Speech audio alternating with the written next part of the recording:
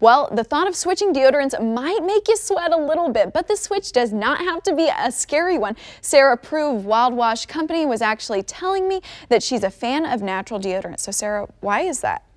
Well, I make it, for one, and for two, you know, it's just a really great switch, an easy switch for us to make. Sweating is actually a really natural process. The problem is when it starts to smell, and that's bacteria that we're smelling.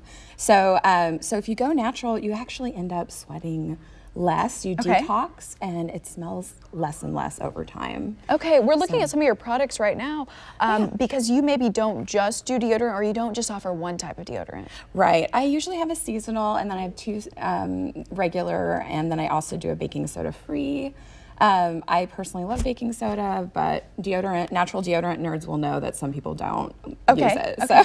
So one thing we probably want to know, what are the actual benefits, right? So we know there's natural, we know that maybe there's some harmful materials in other types of deodorants. Right, so yeah, you can still get deodorant with aluminum in it, which is a definite no-no in the area where our lymph nodes are.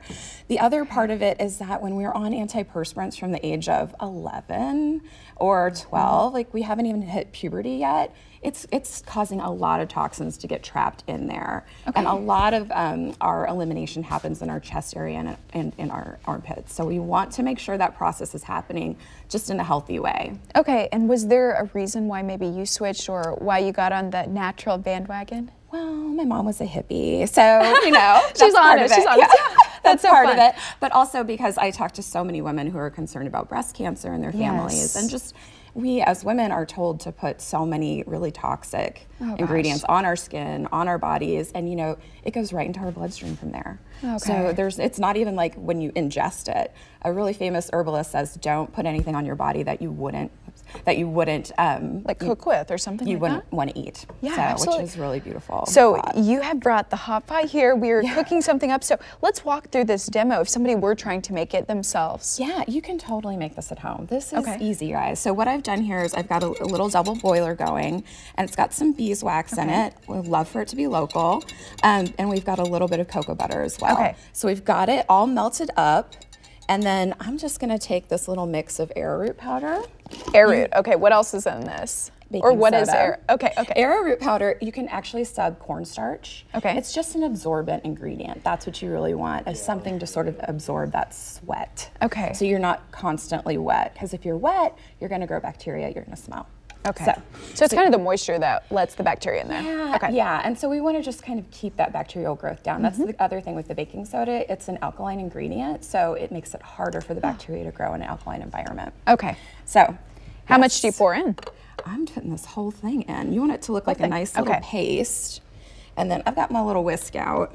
And how much would this actually make in terms of maybe a bar or ounces? This is going to look like probably about 3 of these containers. Oh, wow. But I wanted to show also, you can just stick it in something like this, a tin, baby food jars that you put through the dishwasher. Oh, wow. You know, reuse whenever you can, because it's really better for the environment. And you can see that this is like a nice little, this is not a super thin, you know, a lot of times with natural deodorants, you'll see them be really oil-based. Okay. You want to have a drying ingredient in there. Okay. And that's like where the cornstarch or baking soda, something like that comes in. Right. And then I'm going to put in some essential oils. What I've got here is a little mix of lemon, frankincense, and tea tree. It's going to be amazing. Yeah, that smells wonderful. And then what's our last ingredient over there? I just brought a little extra cocoa butter so you could see what it looks like. Okay. Because it's just so pretty. I love it. I mean, and is that something you would add in after? Yeah, and also like if you get a little on your hands in the wintertime, amazing. Okay. Your hands feel so good. Oh my gosh. So she has us on the bandwagon to be making this stuff, really. Totally. I would love for people to, I mean, I make a ton of it. You can get it at Nature's Own. Like, you can get it in a lot of local stores, but my ideal is like teach people to do it, and it's even better, you know, for the environment, because then you're reusing your packaging. Oh, absolutely. So we're getting close to running out of time right now. Is there like a final step? Yeah, we'll just kind of pour it in. Okay. They told me not to do it on the countertop. Don't do it on the counter. We can't have it leaving there. But you can kind of see, I would have whisked it a little bit more to get that chunk out, but you can kind of see how it goes in, and then after about 15 minutes, This will set up and you can push up the tube, and it's just like a little push up. So when you say that it'll set up, it'll actually harden and be able to use. Well, Sarah, thank you so much for all those tips. I bet we got a lot of makers at home who are ready to get started. Oh yeah, I hope so.